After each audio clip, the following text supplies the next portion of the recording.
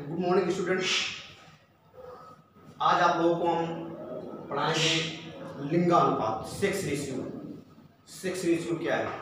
जैसा कि आप लोगों को पता है कि जो जनसंख्या का जो पिरामिड होता है, पिरामिड तैयार करने में, किसी भी देश की जनसंख्या का पिरामिड तैयार करने में वहाँ की जनसंख्या की आयु और लिंगानुपात क्या है, इसको आधार मान करके देश की जनसंख्या का पिरामिड तैयार किया जाता है। तो आज की बात हमने अपने इसके पहले वाले वीडियो में कर दी है। अब आज बात करते हैं हम लिंगानुपात के बारे में। लिंगानुपात क्या है?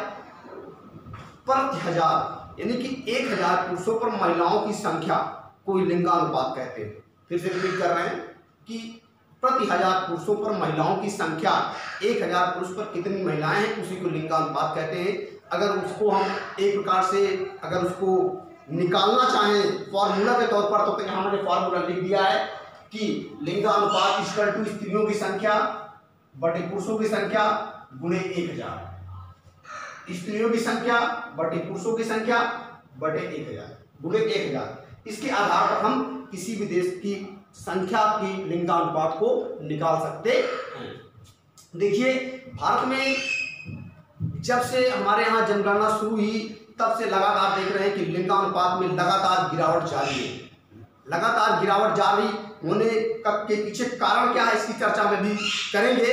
लेकिन अभी हम थोड़ा ये देख लेते हैं कि कैसे कितना गिरावट कहाँ पर है। हम ये देख रहे हैं कि 1901 की जनगणना के अनुसार भारत में जो लिंगानुपात होता है वो 972 होता है। कितना है? 972, यानी कि 1000 पुरुषों पर कितनी महिलाएं होती हैं? 972। उसके बाद लगातार 1911, 964, 1921, 955, 1931, 950, 1941, 945, 1951, 946, 1961, 941, 1971, 930 बुरी स्थिति। उसके बाद 1981, 934 सबसे बुरी स्थिति। आप देखिए कि सबसे कम लिंगानुपात 1991 927। सबसे बुरी स्थिति 1991 की जनगणना में हुआ था और उसी में बताया गया कि भारत में 1000 पुरुषों पर 927 महिलाएं हैं। उसके बाद थोड़ा सुधार हुआ, 2001 में 933 हो गई। उसके बाद 2011 की जनगणना के अनुसार भारत में 1000 पुरुषों पर महिलाओं की संख्या 943 है, 943। इतनी बात क्लियर समझ गए? महत्वपूर्ण चीज ये है, इसको आप याद रखिए। अगर सबसे कम पूछ रहा है तो सबसे कम में आप देखिए इसको 1991 में जो 1000 पुरुषों पे जो महिलाओं की संख्या है वो कितनी है? 927, सबसे कम।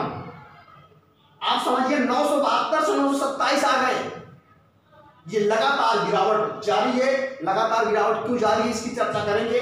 अभी 2011 की जनगणना के अनुसार हम देख लेते हैं कि सबसे ज्यादा लिंगानुपात वाले राज्य कौन से हैं। सबसे ज्यादा लिंगानुपात वाले जो राज्य हैं, केरल, तमिलनाडु, आंध्र प्रदेश और छत्तीसगढ़। इसको मैंने एक कोड भाषा बनाया है जिसको बोलते हैं कटाक्ष। क्या बोलते हैं? कटाक्ष। KATACH। के मतलब Kerala, T means Tamil Nadu, A means Andhra Pradesh और CH मीन्स छत्तीसगढ़। आपको याद करने के लिए मैंने इसको बनाया है। उसके बाद सबसे बुरी स्थिति हरियाणा, जम्मू कश्मीर, सिक्किम और पंजाब की है।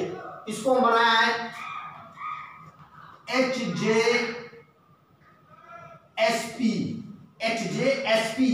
कोड से याद कर लीजिए, HJSP। सबसे भारत में कम लिंगानुपात वाले राज्य जो हैं वो हरियाणा, जम्मू कश्मीर, सिक्किम और पंजाब हैं। बात यहां आकर के नहीं रुकती। हम देखते हैं कि जो हमारी आने वाली जो भावी पीढ़ी है, जो शिशु हैं, उनकी स्थिति और खराब होता है। खराब क्यों है? हम यहाँ देख रहे हैं कि शिशुओं को जो लिंगानुपात है, शिशु मीन्स 0 से 6 वर्ष। शिशु उन्हीं को पाया जाता है जिनकी उम्र 0 से 6 वर्ष होती है। उनका लिंगानुपात 919 है। आप समझिए हम 9 से 43 पर हैं, लेकिन आने वाले समय में जो काउंट होगा शिशुओं के बाद तो कितनी हो जाएगी? 919। इस पर हमें विचार करने की जरूरत है। इस पर हमें सोचने की जरूरत है कि ऐसा क्या समाज में ऐसा क्या हो गया है कि लोग जो है लड़कियों की उपेक्षा कर रहे हैं और जो लड़के हैं उनको प्राथमिकता दे रहे हैं। उसके पीछे कारण है, कारण की चर्चा हम करेंगे। ठीक है, उसके पीछे कुछ फैक्ट देख लेते हैं। यहाँ पर आप देखिए कि ग्रामीणों को जो लिंगानुपात है वो 949 है और नगरों को जो लिंगानुपात है वो 929 है। यहाँ भी आप देखिए कितना बड़ा वेरिएशन है कि जो लोग शहर में वो कितने रेशनल हैं, वो नहीं चाहते कि हमारे यहाँ लड़कियां जन्म लें, वो चाहते हैं कि हमारे यहाँ सब लड़के ही जन्म ले। उसके पीछे कारण है, अब इसकी चर्चा करेंगे। लेकिन आप देखिए कि ये अंतर हमें चौंका देने वाला अंतर है, ये अंतर हमें सोचने में मजबूर कर देने वाला अंतर है कि आप समझिए कि जिस देश में 1000 पुरुषों पर सिर्फ 919 महिलाएं हैं, तो उस देश की स्थिति क्या होगी। कहा जाता है कि किसी भी देश में, जिस देश में विवेकानंद ने कहा कि जिस देश में महिलाओं की अवहेलना होती है, महिलाओं को प्राथमिकता नहीं दी जाती है, वो देश कभी भी विकास नहीं कर सकता। क्यों नहीं कर सकता? क्योंकि जाहिर सी बात है कि महिलाएं भी देश की आर्थिक प्रगति में उतना ही अपना योगदान कर सकती हैं जितना पुरुष करते हैं। ये अलग बात है कि लोग उनकी अपेक्षा करते हैं, उनकी उपेक्षा करते हैं, उनको निग्लेक्ट करते हैं, सॉरी। ठीक है, चलिए अब हम बात करेंगे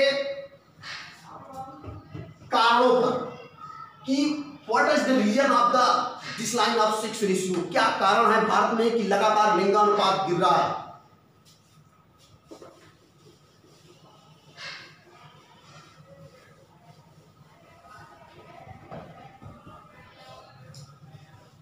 आपके एग्जाम में क्वेश्चन ऐसे पूछेगा कि कारण बताइए कि क्या कारण है कि भारत में लगातार लिंगानुपात जो है वो गिर रहा है। तो आप पहला कारण बता दीजिए, धार्मिक और सांस्कृतिक कारण। धार्मिक एवं सांस्कृतिक कारण।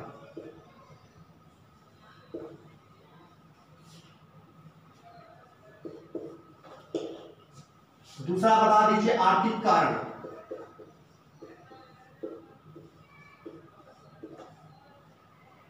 तीसरा बता दीजिए सत्तात्मक समाज।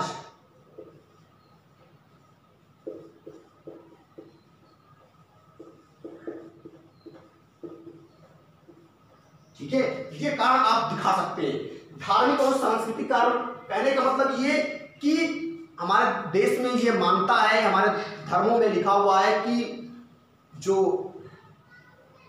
पिता होता है, पिता की अंत्येष्टि में यानी कि पिता के अंतिम संस्कार में पुरुष का होना बहुत मस्ट है, यानी कि उसके बेटे का होना बहुत मस्ट है। यानी कि जब तक व्यक्ति को बेटा जन्म नहीं ले रहा तब तक उसको मोक्ष नहीं प्राप्त होगा। इस प्रकार की धार्मिक मान्यता है हमारे समाज में। इसलिए लोग जो है महिलाओं की यानी कि बच्चियों की उपेक्षा करते हैं और बच्चों को प्राथमिकता देते हैं। आर्थिक कारण माना जाता है कि देश के आर्थिक विकास में सिर्फ पुरुषों का योगदान है, महिलाओं का कोई योगदान ही नहीं है, जो कि एक गलत मेंटालिटी है। हम देखते हैं कि जो समाज में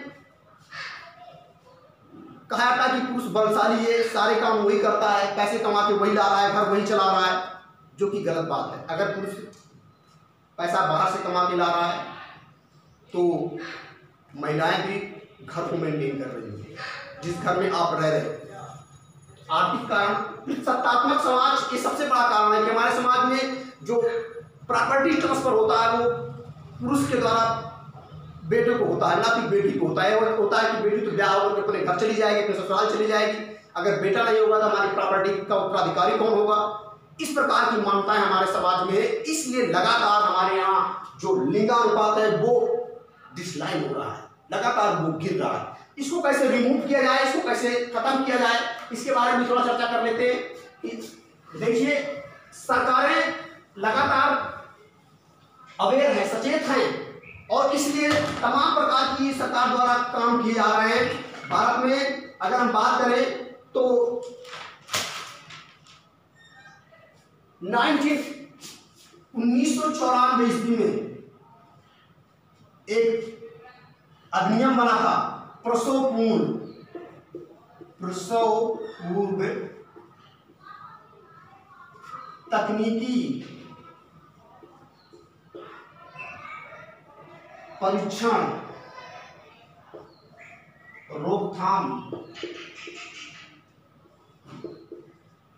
अधिनियम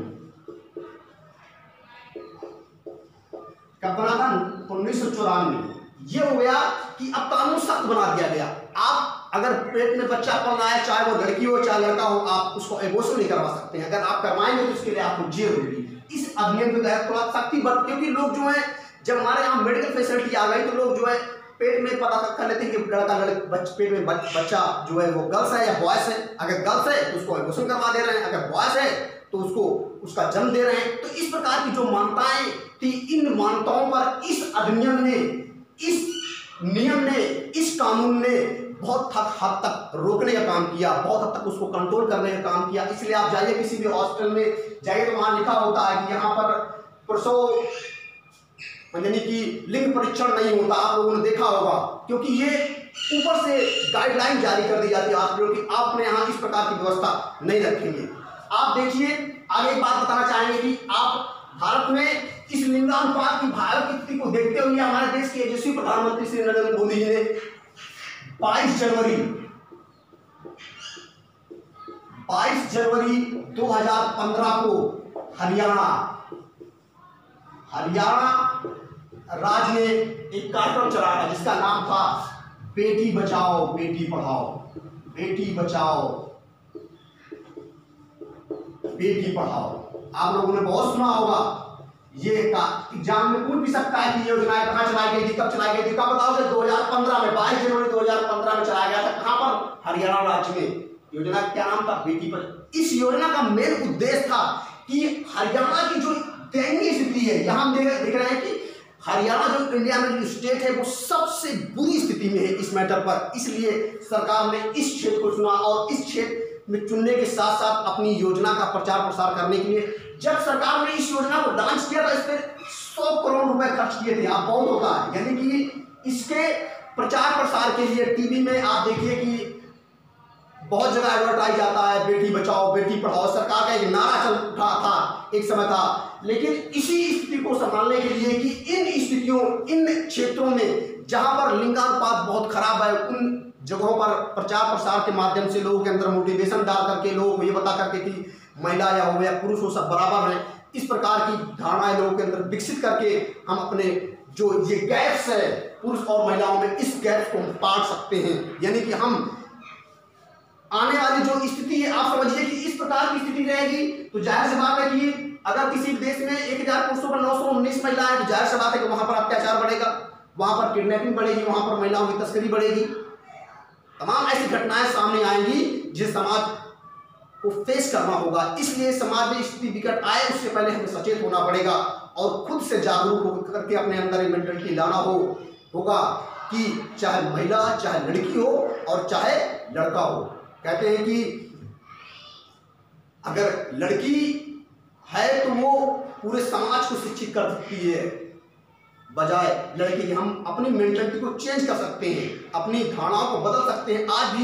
आज की इस दौर की लड़कियां भी वो सारे काम कर रही हैं, यानी कि जो पुरुष कर रहे हैं। आप खुद देख रहे होंगे, फ्लाइट उड़ा रही हैं, स्पेस पे जा रही हैं। आप लोगों ने सुना विलियम्स का नाम सुना होगा, कल्पना चावला का नाम। यानी कि वो ऐसा कोई काम नहीं बचा हुआ है जो गर्ल्स ना कर पा रही हूँ। IIT, मेडिकल, IAS, PCS सब कुछ कर सकती हैं वो, पर सिर्फ इतना है कि हमें अपनी मेंटालिटी को, हमें अपनी मानसिकता को चेंज करना होगा। और इस दयनीय स्थिति से उबरने के लिए हम अपने जो सब धार्मिक और आर्थिक जो कारण मैंने बताए थे, इन कारणों को हटा करके जो भी धार्मिक संस्कार में जो तमाम प्रकार की बातें कही गई हैं, इनको दरकिनार करते हुए हमें आगे बढ़ना होगा और हमें अपने इस लिंगानुपात को संतुलन में लाने का प्रयास करना होगा। आज के लिए इतना बहुत है। Thank you.